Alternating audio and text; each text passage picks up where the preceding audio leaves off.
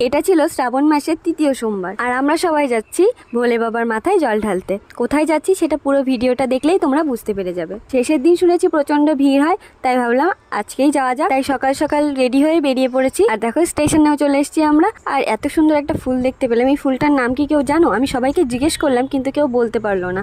তোমরা যদি কেউ জেনে থাকো তাহলে অবশ্যই কমেন্টে জানিও। কিন্তু চলো, আমাদের ট্রেন চলে এসছে। আর দেখো ট্রেনে কিরকম ভিড়, যদিও একটা স্টেশন পরেই ফাঁকা হয়ে গেছিল। তো এই যে আমরা তারকনগর নেমে গেছি। যারা এই জায়গাটা চেনো তারা তো বুঝেই গেছো আমি কোথায় যাচ্ছি।